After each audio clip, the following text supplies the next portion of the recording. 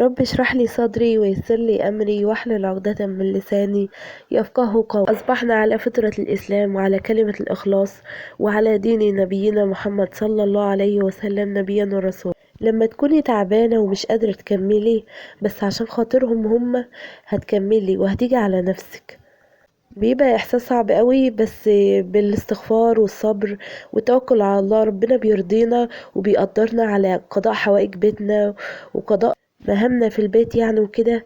يعني ربنا بيقدرنا ان احنا نخلص مهما كنا تعبانين، بتعدي ومهما حصل لنا كل شيء بيعدي، مفيش حاجة بتفضل على حال.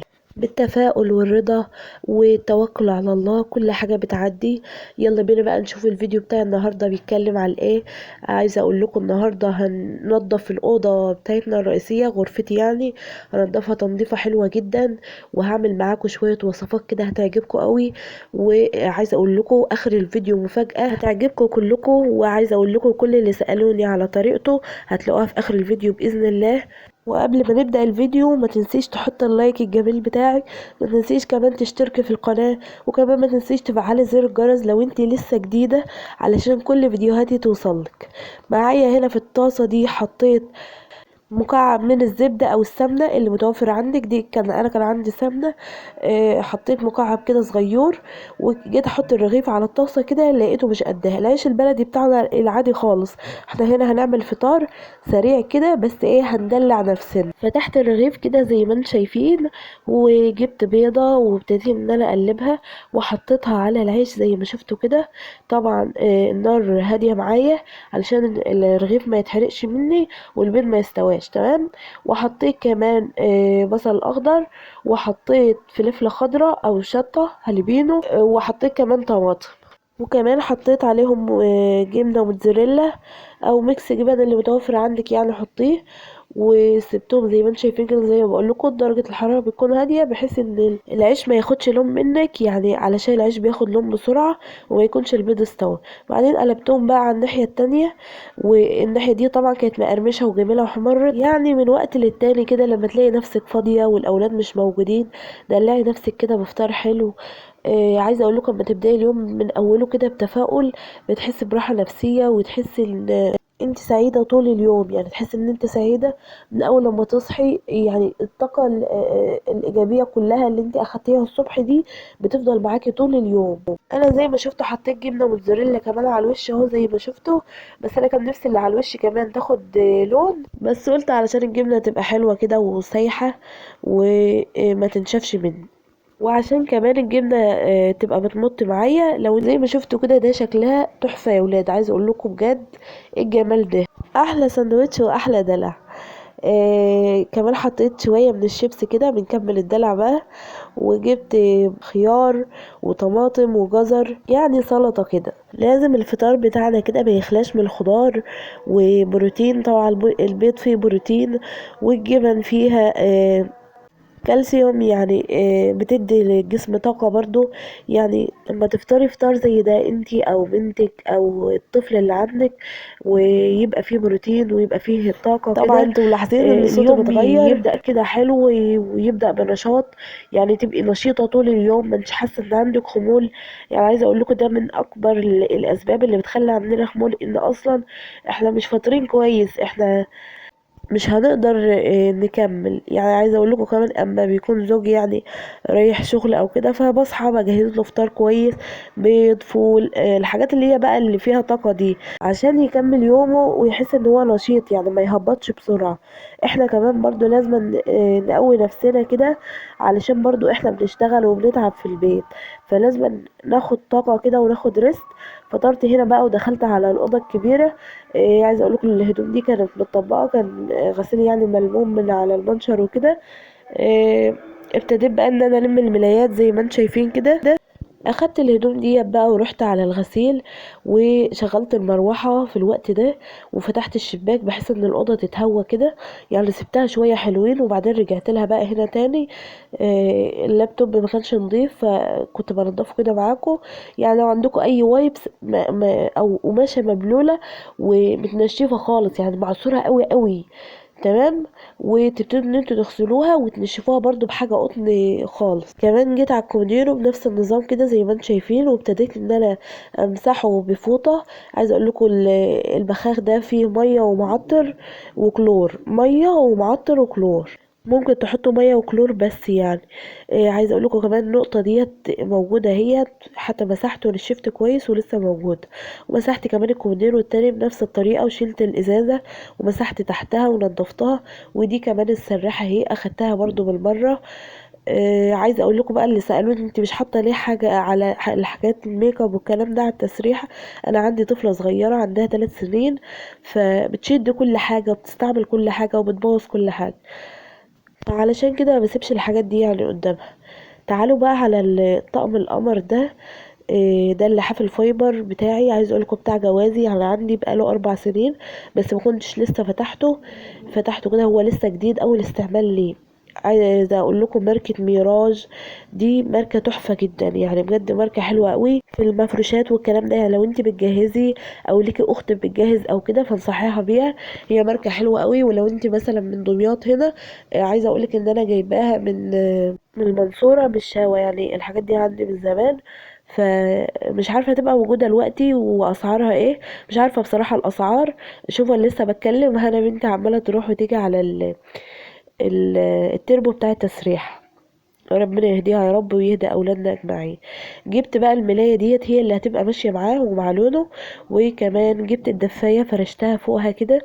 وابتديت بقى ان انا اجيب المخدات بتاعه الطقم بتاعي والبسها في الكفر، البسه في المخده. تمام كده. زي ما انتم شايفين كده، يعني عايزة اغير من مود الأوضة خالص، واغير من الجو اللي هي فيه، واحس بتغيير، لان بقالي فترة عايزة اغير منها خالص يعني. ويا ريتني ما غيرت. طبعا زي ما انتم شايفين صوتي رايح خالص، انا لسه خارجه من دور تقيل قوي يعني. المفروض الفيديو ده هينزل لكم النهارده التلات. مش عارفه هو هقدر انزله لكم ولا هينزل بكره باذن الله الاربع. بس هو المفروض ان انا انزله النهارده بس. اللي اخرني بجد تعبي، لان انا بقالي يومين تعبانه نايمه. الدور اللي ماشي ده همدان في الجسم ودوخه، ويعني ما شاء الله اللحاف ده اخد معانا فتره محترمه من التعب. يعني كان بيحتفل معايا. الحمد لله، الحمد لله على كل شيء بجد. نعمه الصحه ديت نعمه جميله جدا، ونعم ربنا علينا كتير قوي، بس احنا ما بنحسش بيها الا اما بتضيع مننا بصفه عامه. يعني هو ده طبع الانسان، ما بيحسش بقيمه النعمه غير لما بتروح منه. ربنا يديم علينا نعمه وفضله يا رب، وما يحرمش اي حد من نعم. هنا عايزه اقول لكم بقى، شوفوا الاوضه راقت ازاي، والسرير كده يعني بصوا بيتنفس نظافه، لان انا فتحت عليه وهويته. وكمان نفضته كويس بقى قبل ما افرش الحاجات دي.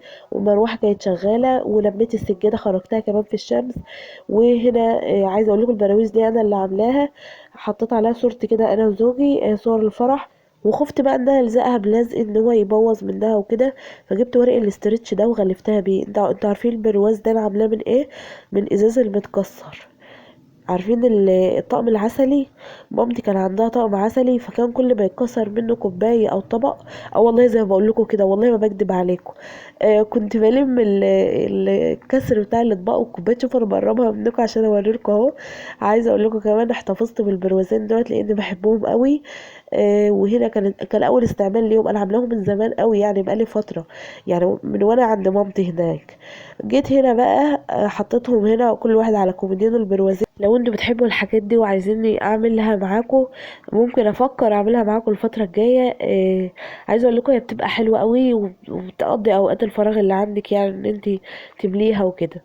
جيت هنا بقى على الاوضه وابتديت ان انا اكنسها كده زي ما انتم شايفين، واشتلت الكومودينو من مكانه، وكمان ابتديت ان انا اكنس تحته يعني.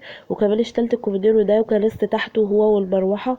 ولميت بقى التراب اللي في الاوضه. انتوا عارفين بقى انا بنفض وبنضف الدنيا كده حواليا، فالموضوع خرج معايا تراب كتير. وشديت من تحت الدولاب، وكمان شديت من تحت السراحه. اما تيجوا تكنسوا كده هاتوا من تحت كل حاجه كده، علشان الاوضه ايه، تحسوا ان انتوا نضفتوها بجد يعني. إيه لميت هنا كمان الكنسة اهو زي ما شفتوا. وكمان جبت الشرشوبة بتاعتي وابتديت ان انا امسح الارضيات كده زي ما انتم شايفين. وعايزه اقول لكم الشقه كلها عملت فيها كده، بس عشان الفيديو ما يطولش معاكم يعني عملت النهارده بس الاوضه الكبيره كده ووريتها لكم، وكمان الاوضه الصغيره هوريها لكم بعد ما نضفتها. اوريكم الشقه برضو كمان. يعني بصوا انا نضفتها تنظيفه محترمه كده، الحمد لله يعني ان انا نضفتها وانا كنت كويسه قبل ما اتعب يعني وكده. انا كان في اليوم ده يعني كان التعب لسه بادئ عليا. تمام. شايفين شكلها بقى حلو ازاي بقى اول اما مسحناها؟ تحسوا بنظافه كده وتحسوا بانتعاش بجد. ابتديت بقى ان انا جبت السجاده من بره وابتديت ان انا افرشها كده زي ما انتم شايفين، وهرفع الكومودينو وهرفع المروحه واحطه من تحته. وكلكم هتقولوا لي انت ليه لسه ما شلتيش المروحه؟ يعني عايزه اقول لكم كل حاجه في شقتي مكانها يعني إيه ثابت كده مكانه، اللي هو المروحه يعني مفيش ليها مكان تاني اصلا ان انا انقلها فيه. فهشوف كده بقى لو لقيت لها اي مكان انقلها فيه، او لو انتوا عندكم فكره ان انا اعينها فيها لحد ما الصيف يجي قولوا لي برضو على فكره. طفيت النور كده زي ما شفتوا. وبعدين بقى ايه، تعالوا شوفوا اوضه الاطفال برضو. انا كنت شايله الملايات وبعدين حطيت الدفايات القمر دي، وحطيت عليها كمان المخدات الجميله دي مش بتاعه الدفايه على فكره، انا اللي ركبتهم على بعض. وهنا كمان الصاله كانت نظيفه كده زي ما انتم شايفين. وكمان كنت مشغله الشيف فاطمه ابو حاتي، كانت بتعمل فطيره جميله قوي، كنت منسجمه معاها كده. يعني الشقه كانت نظيفه. وفي خلصت اللي ورايا بقى ورحت اشتريت الجبنه دي من واحده جارتنا، يعني عاملاها في البيت. دي جبنه قريش، بس عايزه اقول لكم طعمها يا ولاد زي القشطه. ببعت لها اهداء بقى من هنا. هاجر ربنا يبارك لك يا رب ويرزقك ويفتح عليك يا رب. عايزه اقول لكم كانت معموله في نفس اليوم، يعني كانت لسه معموله طازه صبحه يعني معايا. دول 2 كيلو ونص، طبق فيه كيلو ونص وطبق فيه كيلو. الطبق اللي فيه الكيلو ده هعمله الحاجه انتوا طالبينها مني كلكم. جبت كيس ملح كده وحطيت عليه معلقتين من البابريكا، وهجيب الجبنه بتاعتي وهبتدي ان انا اقلبها في الملح ده، وهحطها في مصفى. تمام. كنت بفتح عليه. اشيلها بقى اقلبها، لازم اغلف كل قطعه جبنه، يعني كل قطعه جبنه تبقى متغلفه كده بالملح والبابريكا. لو عندك شطه متوفر عندك شطه وعايزه تحطيها تشطشطي الدنيا يعني مفيش اي مشكله. هعمل الكيلو كله ولو انتوا عايزين تعملوا كمية كبيرة يعني اكبر من كده اعملوها. هنا كمان حبت تساعدني وكانت بتعمل معايا. هبتدي ان انا اشيلهم بقى هنا واحطهم في التلاجة لحد تاني يوم. هقول لكم تاني يوم هنعمل فيهم ايه.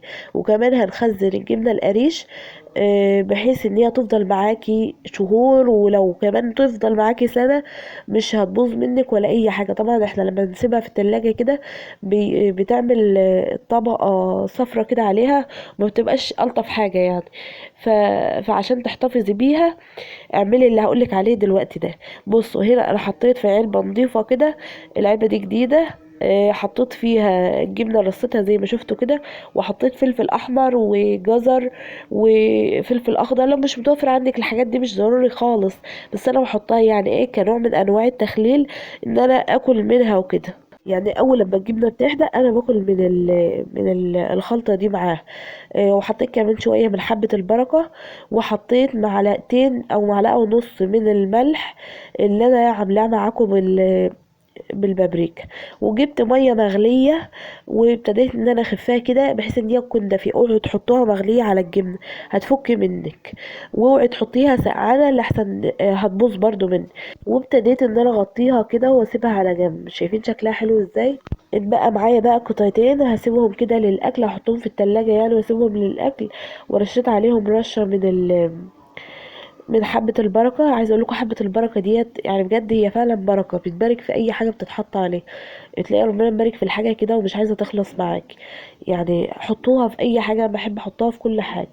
وهنا كمان الجبنة هي اللي مملحينها. وكمان حطيت خيار على الجبنة المتخللة او الجبنة المحفوظة في التلاجة بحيث بقى ان كل ده يحدق معايا. وحطيت كمان نص معلقة صغيرة من الملح. يعني هو بما يعادل انا حاطة على الكمية على حوالي كيلو وربع كده، حاطة معلقة ونص من الملح لان هي اصلا كانت عدنة يعني مفيش فيها اي ملح خالص. تعالوا بقى معايا هنا الرز بتاعي كنت بخزنه، فقلت برضه اوريكم الطريقه اللي انا بعمل بيها. حطيت كيس ملح كده وشويه من ال ورق اللورة. يعني بحط طبقة واحط كيس ملح، ده برميل كبير، يعني كمية كانت تقريبا حوالي 50 كيلو من الرز مثلا، بحط عليهم كيسين ملح وبقلبه فيهم. الملح بيحتفظ بالرز، بيحافظ على الرز، وكمان ورق اللورة ما يجيبلكيش اي حشرات يعني في الرز بتاعك. حطيتها كده زي ما انتم شايفين. وهنا عايزه اقول لكم، هنا هي اللي كانت ماسكه التليفون فكانت عماله بتوغوش كده. جبت كمان ده الرز بتاع التموين، كان عندي كميه محترمه منه، كان جوزي جايب لي يعني شويه حلوين يعني منه.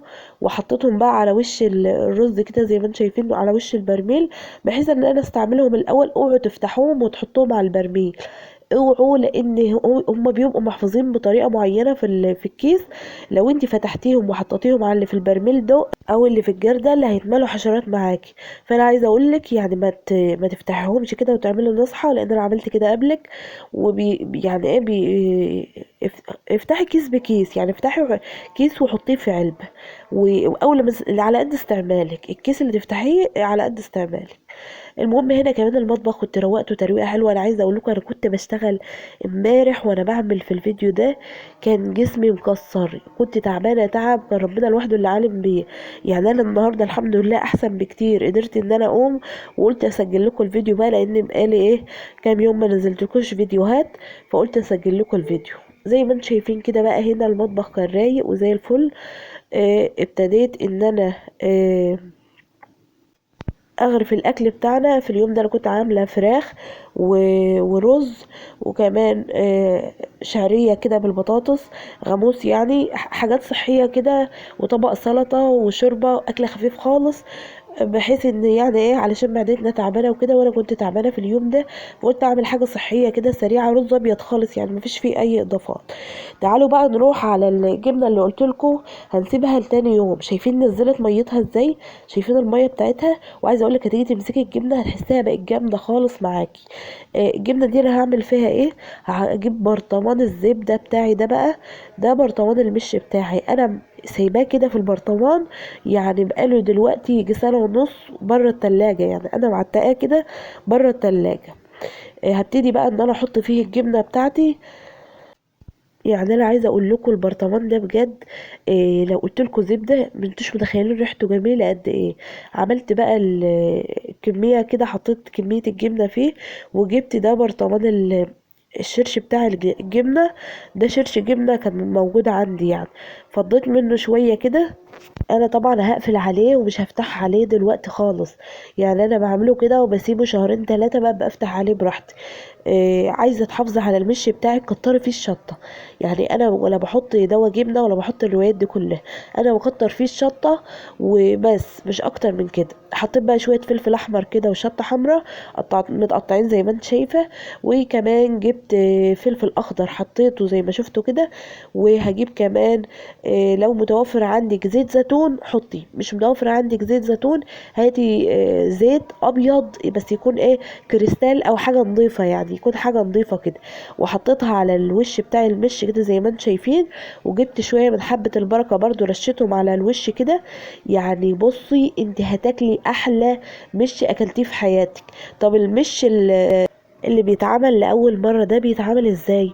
بتجيبي شوية خميرة مش من أي حد من جيرانك أو أي حد من معارفك، بس يكون نوع مش حلو يعني، وبتحطيهم وتحطي معاهم شوية قشر سفندي، وشوية فلفل أحمر وفلفل أخضر وحبة جزر، وتحط معاهم شوية شرش، وكمان تحطي معاهم الجبنة، تعمليها بنفس الطريقة اللي أنا عملتها دي وتحطيها معاهم، وبتقفلي عليهم البرطمان وتسيبيهم بقى حوالي 6 شهور، بس تبقي مكترة فيهم الشطة. عايزة تحطي رشة بابريكا حطي، عايزة تحطي كمان رشة من الكركم بيديله لون جميل برضو، حطي، يعني الاضافات بتاعته بتبقى مقبول. وبتقفلي عليهم وتحطيهم بقى 6 شهور على ما تفتحي عليهم كده. بس يكونوا في مكان رطب، يعني ما يكونوش في مكان حر. يعني انا الحر، المكان الحر هو يعني يكون مكان ظل كده، هو الحر هو اللي بيبوظه. زمان كانوا بيعملوه في الفخار وبيحطوه في الشمس، لان الفخار كان بيحافظ على المشي يعني. المهم زي ما قلت لكم هنا، دي الطريقه والله اللي انا بعمل بيها وماشي عليها. عملته كده، وابتديت كمان ان انا اغطيه بورق استرتش، هسيبه بقى شويه حلوين كده. طبعا لما اجي افتح عليه مش هفتح عليه من غيركم يا حبايبي. وغطيت عليه بقى بالغطا بتاعه. لو وصلت للجزء ده من الفيديو ما تنسونيش في دعوة حلوة كده بظهر الغيب، وما تنسوش يعني بجد انا اختكم بجد محتاجة الدعوات دي قوي. ما تنسوش لايك واشتراك في القناة. اشوفكم على خير بقى الفيديو الجاي، ومع السلامة يا حبايبي.